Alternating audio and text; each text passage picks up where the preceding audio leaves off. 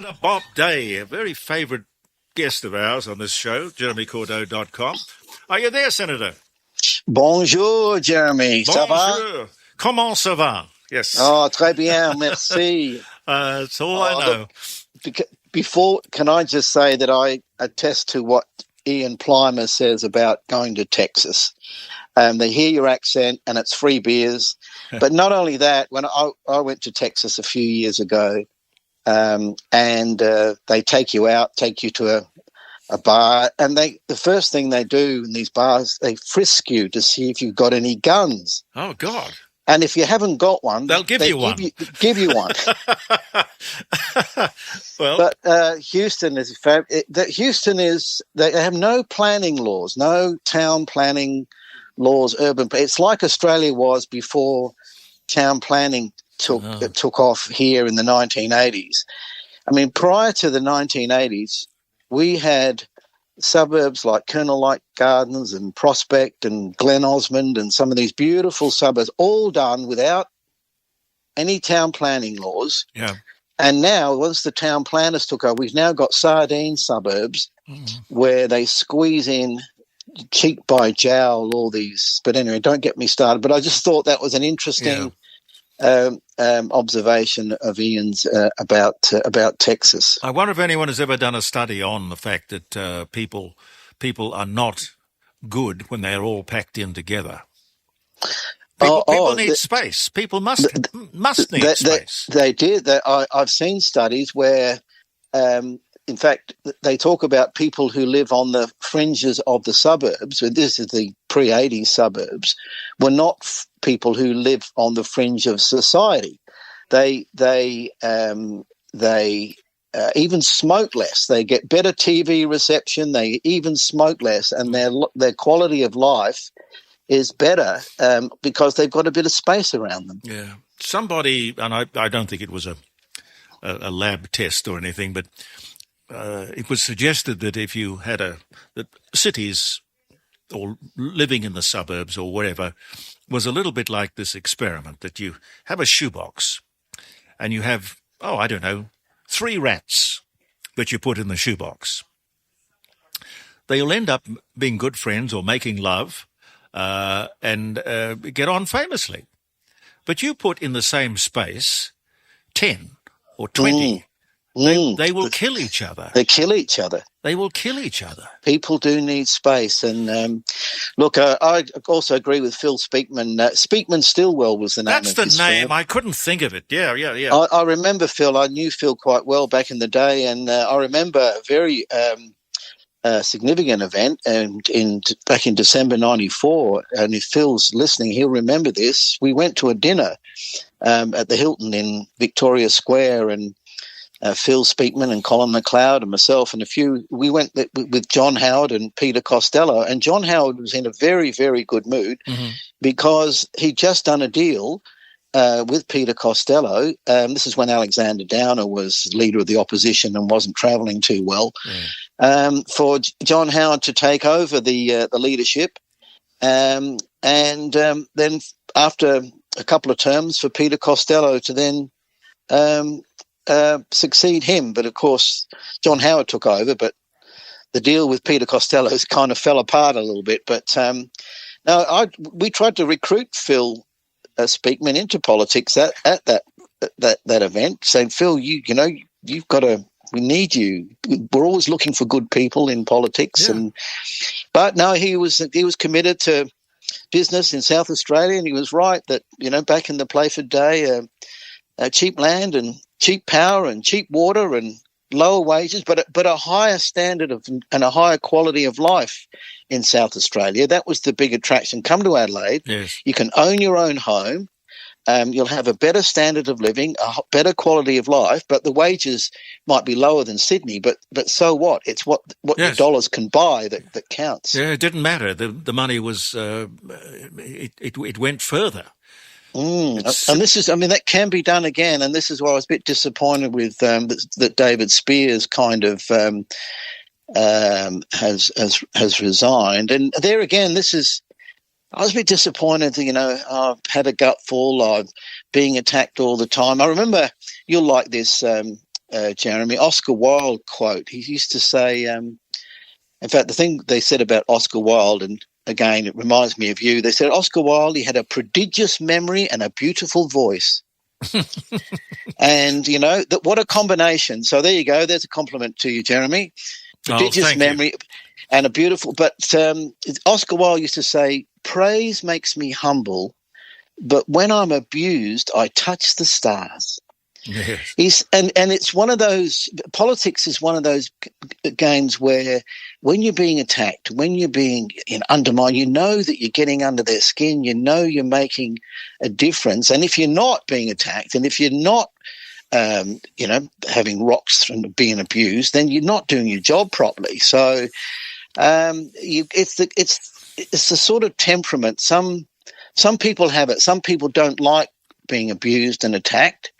And that's obviously perfectly understandable. But in politics, you have to do it. Like Oscar Wilde once said, when they said, but Oscar, the public will be annoyed with this. And he says, yes, I know. The public likes to be annoyed. Gives us something to do. Absolutely. So there you go. There's just a couple of little observations about we'll see how Vincent Tarsi needs to, the media will build him up because that creates news, and then they'll try and bring him down again because that creates more news. But hopefully he'll be resilient enough to welcome the slings and arrows and attacks and thinks, beauty, I'm getting under their skin, I must be doing something right. Well, you need a thick hide too. You can't take things too personally, I wouldn't imagine. But if you have that scrutiny that the media will give people in public life, no privacy, there's nowhere to hide. They will keep looking and keep digging till they find something. It's going to embarrass you. Yep, our old hero John Howard would be a good role model for Vincent to observe about what you can do and how you can keep persevering in spite of of all the attacks and so on. But look, I was also interested in your discussion with Ian Parmenter about the refugees, the Palestinian refugees. What an interesting man.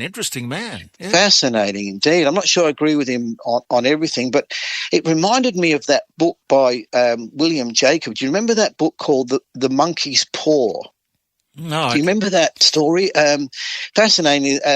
There was an Indian soldier, this is written 100 years ago, an Indian soldier had brought back this mummified monkey's paw from India and had given it to one of his friends in the UK, in Britain. And he said, this paw, if you hold it, it grants you 3 wishes. But the catch is that you'll be granted your wish, but it will come with terrible and tragic consequences. Mm. And anyway, the person that the soldier gave it to, a guy called Mr. White, he couldn't resist the temptation, and he thought, I'll wish for £200 to pay off my mortgage. So he holds the monkey's paw and wishes for £200, and then there's a knock on the door. And there were 2 men standing at the door, and they were from his son's firm where his son worked at a factory. And he said, we've got some terrible news to bring to you. Your son has just been killed in an industrial accident. We're really sorry. It wasn't the company's fault, but as a measure of goodwill, we want to give you some cash in order to help you through this difficult time. And here's £200. Mm. So he got his wish, but through now the reason I mention this is I noticed that the Greens have done some kind of alliance with these Palestinian. They're all wearing green now. I call it the new Green Alliance, because they've got their Hamas green headbands and flags and all that sort of stuff. Oh, and be careful what you wish for. You sow the wind and reap the whirlwind. And bringing Palestinian refugees. There are 20 odd other Arab countries who have the same culture, the same language, the same history, all within the same region. And yet none of them, not one of those 21 or 22 Arab countries will take any of the Palestinians. So you've got to ask, what do they know about Palestinians that Anthony Albanese doesn't? Yes, very good point. You know, I remember they say, oh, well, we've had successful migration over the last 50, 60, 70. That's true. But, you know, we had the Italians and the Yugoslavs, and I worked in the building industry, as you know, and I remember the Italian concreters and the Yugoslav carpenters and the Greeks. Yeah. They were great in the building, and then the Vietnamese came along and they found a niche in the market gardening, and they were very, very prosperous, and they fitted in doing market gardening. And then a lot of Africans came, and they get into aged care. Now every nursing homes and now are staffed by a lot of Africans. Yeah. But for some reason, the Palestinian, the Muslim Islamists, you know, some of those kind, they don't seem to find a niche. They haven't assimilated into the economy in ways that these other waves of migrants did. So we need to be very, very careful about all this. Can't we make assimilation a condition of residency, perhaps, or? I've got the feeling that we don't explain to people when they arrive just exactly what we expect. All we expect is to go on with our Australian way of life. And please come in and share our Australian way of life, but don't rearrange the furniture. Well, for more than 100 years, we've had the most successful immigration program in the world, and everyone goes on about we're the most successful multicultural. That's because there was a very, very strict vetting process that people coming to Australia were vetted to make sure that they did subscribe to.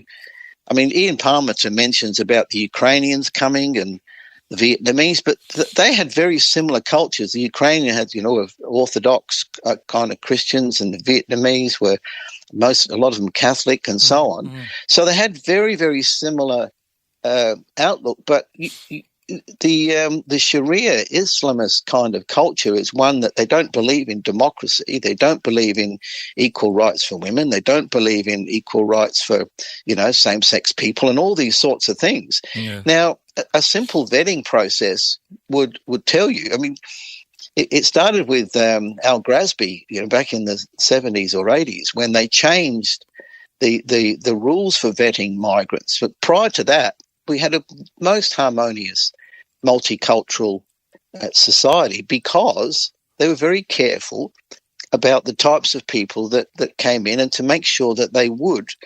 I mean, you don't take away the Vietnamese or the Yugoslav or Greeks. I mean, you know, my kids all played a lot of soccer against a lot of the clubs. Yeah. You know, that used to be Juventus and, you know, against the Polonia and all these.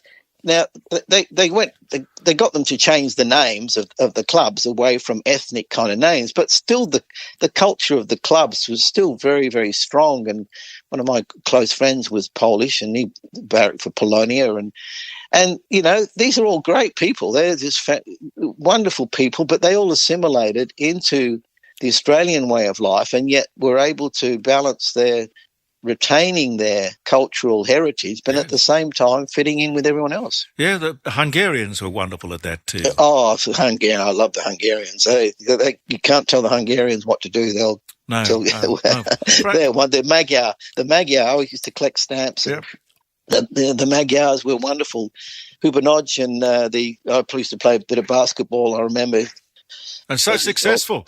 I mean, Frank Lowy would have to have been the most successful, well, one of the most successful businessmen in the entire country.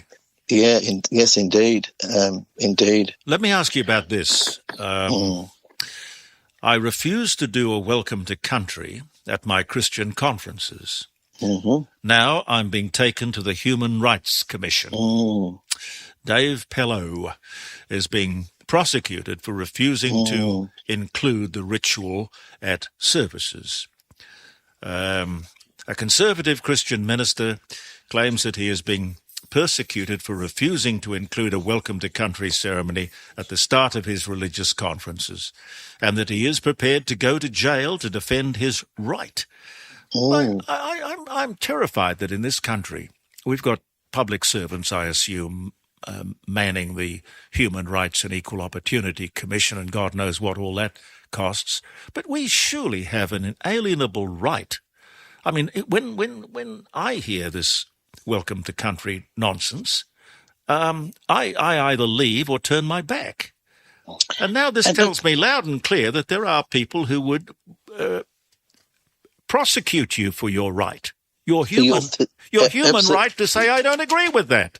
Absolutely. It's always been, that's as un-Australian as you can get. I mean, religious freedom, freedom of thought. This is positively Orwellian, you know. The thought police.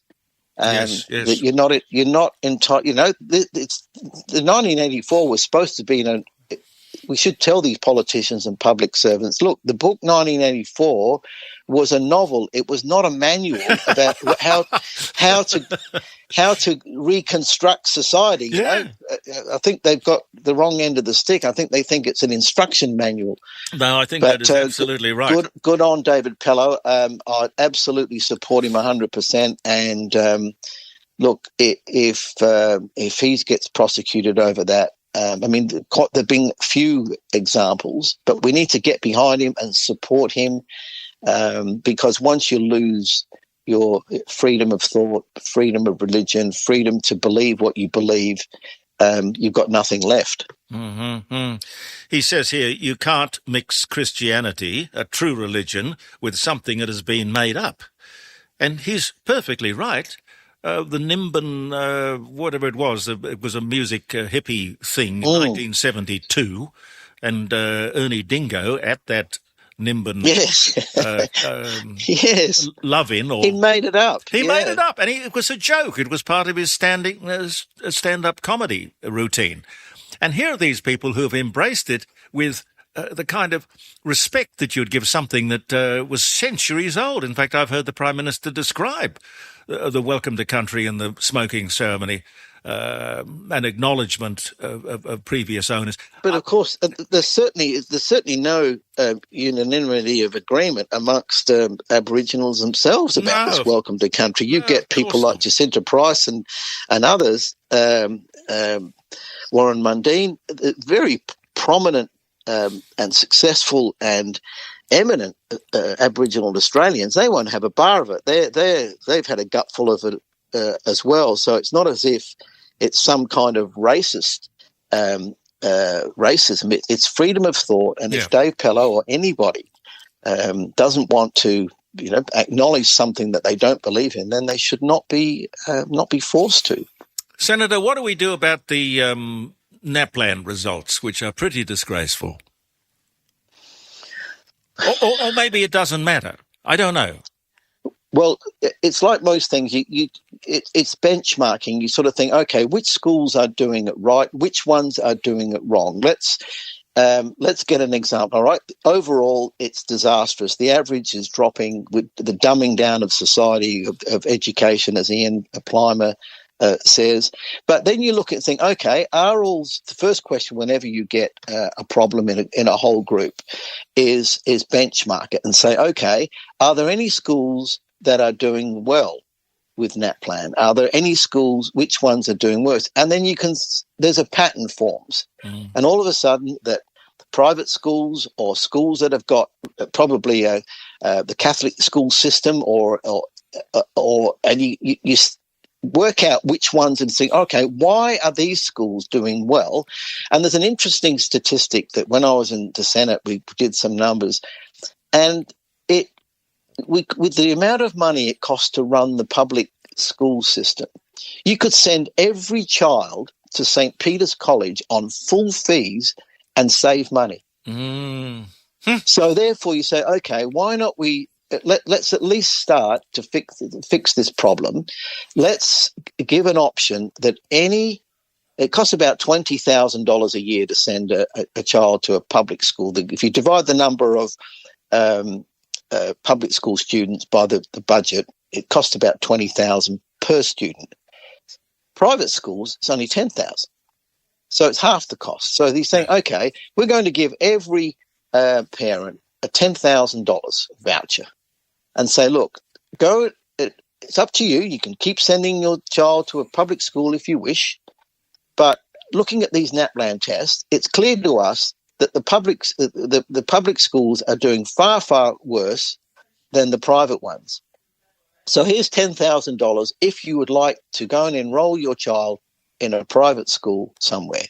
Now, that would be a good start, because at least then some parents would start sending their children to schools where their education results are better. Yeah. And you take a practical approach, and you're not ideological. You're not saying, oh, well, we don't like this type of school or that one. It's the parents who have the most vested interest in seeing better results for their children. So therefore, let's get back to the parents. And now you can imagine the public school system would go absolutely ballistic if you tried to give parents a choice about where they would send their children, because they'd all, their whole existence is. I mean, the Department of Education in Canberra is massive, and yet they don't run a single school. They don't hire any teachers. Yeah. But it costs. They've got massive buildings in Canberra. We could abolish the federal government, the Commonwealth Department of Education, and just put it all back to the states. Yeah. And then all that money that goes into the education from the Commonwealth taxation pool, give it to parents and say, look, here you go. I'm sure you're as disturbed and as troubled about your child's education results as we are. We've noticed that private schools are doing a lot better. Here's $10,000. Go and find yourself a private school. Yeah. God, I wish you ran the country, sir. I do. But the thing about it is sounding out the words, the phonics, the old-fashioned system. Yes, yes. A is for apple. Yeah. It worked. Now, these people come in and they do the whole word recognition thing, and it doesn't work, but they never come back and say, oh, well, we're very sorry. We got it wrong. We apologize. No, it does. The reason it doesn't work is we haven't put enough money into it. So they want more. They double down. They would never, ever. And what I noticed it from when I was in politics and Parliament was that they never, ever admit that they were wrong. Their first response is, well, we haven't funded it enough. We need to pour more money into it. They'll never say, look, this is patently not working. Yep, wrong track. They'll never do. My wife was a school teacher, primary school teacher, and the old phonetics was the way to do it, and they've never had any problems with NAPLAN tests back then. They're all the students glowing results. And the business of here's the spelling list for today. I remember. And I was not very good at school, but I remember taking the spelling list home, and my grandmother would. I probably wouldn't be able to read or write, except for my grandmother, come to think of it.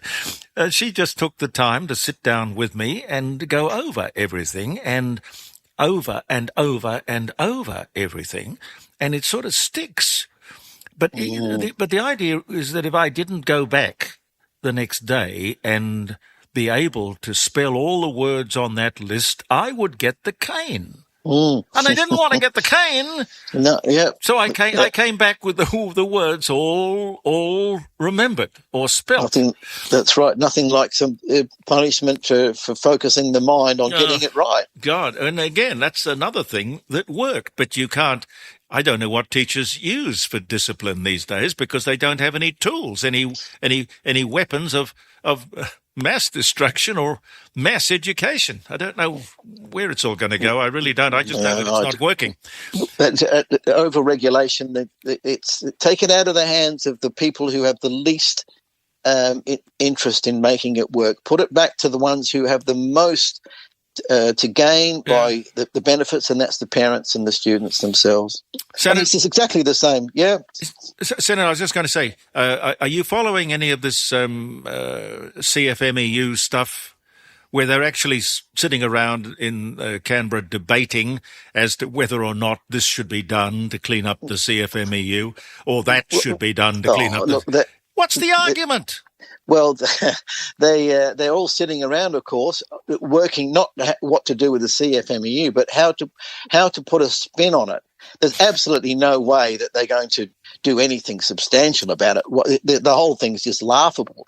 What they're sitting around, they're all friends. The minister, the government, the unions, they're all absolutely lock solid because the union movement owns the Labor Party. So there's this idea of that, we're thinking about putting the CFMEU into administration. All that. I mean, this is just absolute joke. And the minister, what they're trying, the minister was the attack dog for the CFMEU going back a couple of years. Yeah, of course. And so what they're trying to do is how can we put a gloss on this and how can we make this to look like we're doing something when they're all absolutely in the thick of it themselves. They drive up costs because the Labor Party is a wholly owned subsidiary of the union movement. So, it's laughable. Maybe they think we haven't. Maybe they think we haven't noticed.